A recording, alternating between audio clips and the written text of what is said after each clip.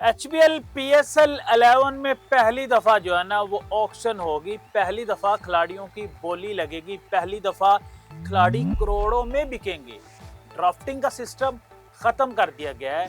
अब देखेंगे कौन सी टीम कौन से बड़े खिलाड़ी को कितने करोड़ में खरीदेगी और सबसे एक्सपेंसिव सबसे महंगा खिलाड़ी कौन सा बिकेगा। बाबर आजम, मोहम्मद रिजवान, शहनशाह अफरीदी, हारिस रऊफ या ग्लेन मैक्सवेल या कोई और फॉरेन प्लेयर जो है ना सबसे एक्सपेंसिव बिकेगा।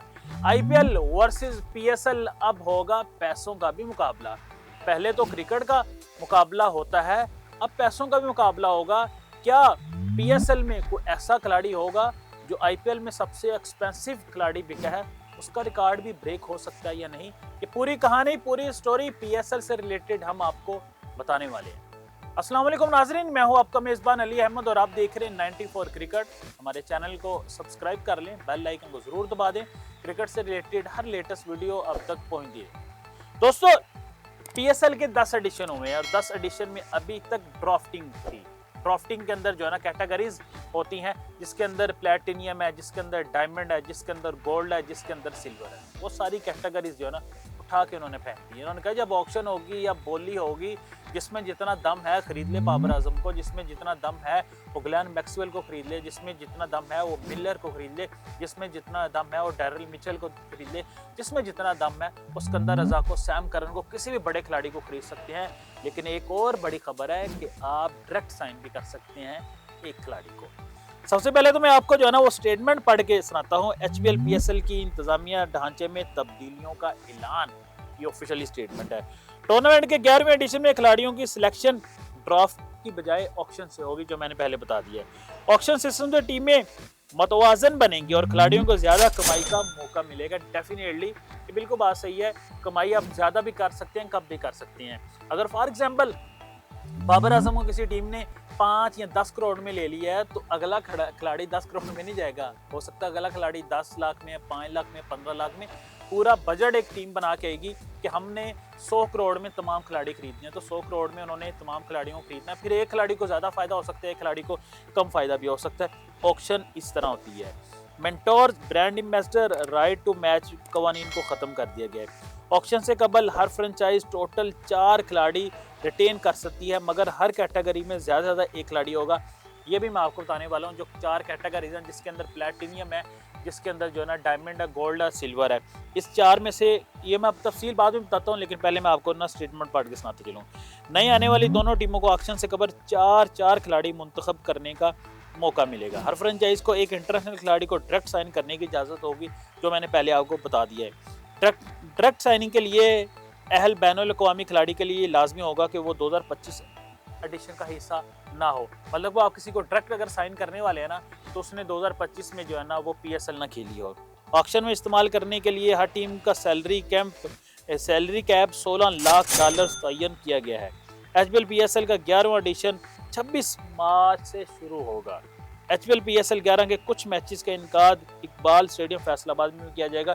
ये भी खुशखबरी पाकिस्तान क्रिकेट बोर्ड ने सुना दी है कि इकबाल क्रिकेट स्टेडियम फैसलाबाद के अंदर कुछ मैचेस होंगे। कुछ मैचेस में 2, 3 या 4 मैचेस हो सकते हैं, इससे ज़्यादा मैचेस जो है ना फैसलाबाद क्रिकेट स्टेडियम के अंदर नहीं खेले जाएंगे।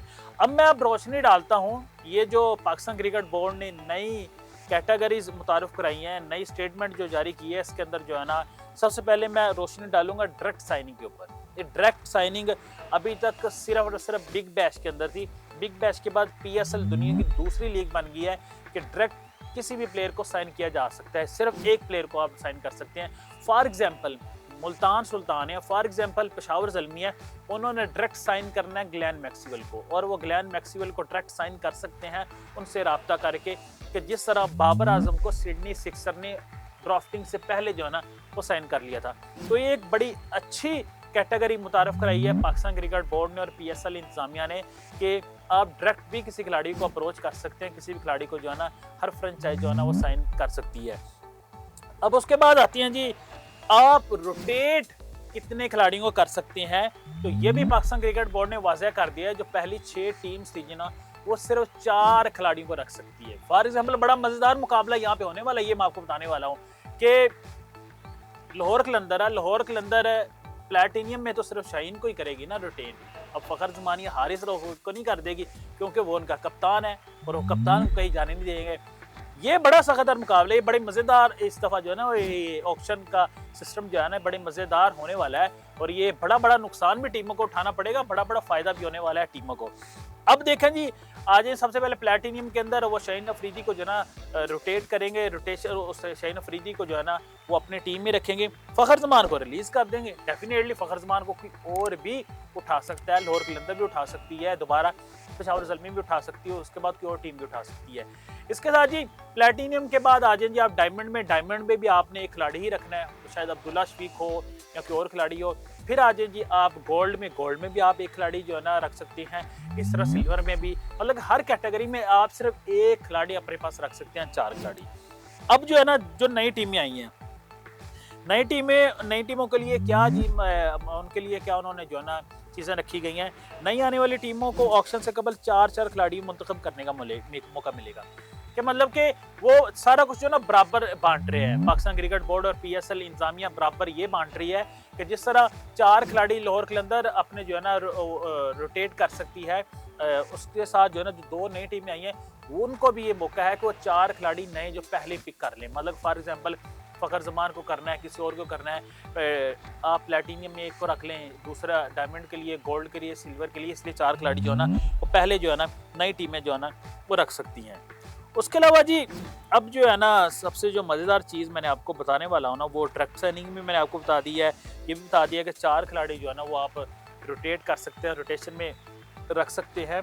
उसके अलावा जो है ना फ़ायदा और नुकसान में हम आपको बताने वाले हैं। फ़ायदा दोस्तों इसमें टीमों को ये होने वाला है कि किसी भी खिलाड़ी को जो है ना टीम अब जो है ना ले सकती है। फॉर एग्जाम्पल ग्लेन मैक्सवेल आ गए हैं, फॉर एग्जाम्पल डैरिल मिचेल आ गए हैं, फॉर एग्जाम्पल स्टीव स्मिथ आ चुके हैं।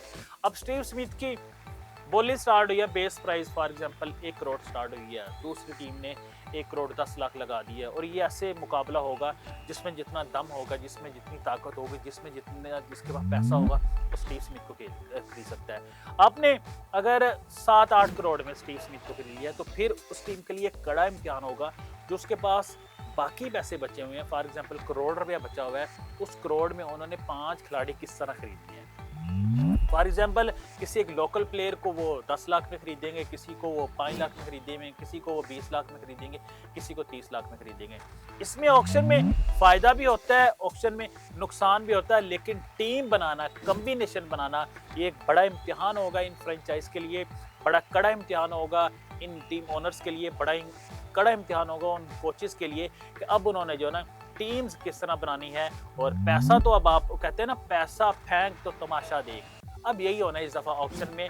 और पाकिस्तान सुपर लीग की तारीख में पहली दफ़ा ऑक्शन को मुतारफ़ कराया गया है और ये एक बड़ी पॉजिटिव बात है कि पाकिस्तान क्रिकेट बोर्ड जो है ना PSL को अब जो है ना बहुत बड़ी सतह पे लेके जा रहा है और बड़े बड़े स्टेप ले रहा है Pakistan cricket board. Direct signing जिस तरह उन्होंने मुतारफ़ करा दी, ऑक्शन का जिस तरह उन्होंने जो है ना नया सिस्टम मुतारफ़ करवा दिया, उसके साथ साथ और इसमें मैं आपको ये बता चलूँ खिलाड़ियों की आमदनी में भी जो है ना उन्होंने बढ़ा दिया पाकिस्तान क्रिकेट बोर्ड ने, PSL इंतजामिया ने। दोस्तों व्लॉग ख़त्म करते हैं और ख़त्म करने से पहले हमेशा आपके सामने एक सवाल ज़रूर रखते हैं और आज भी रख रहा हूँ।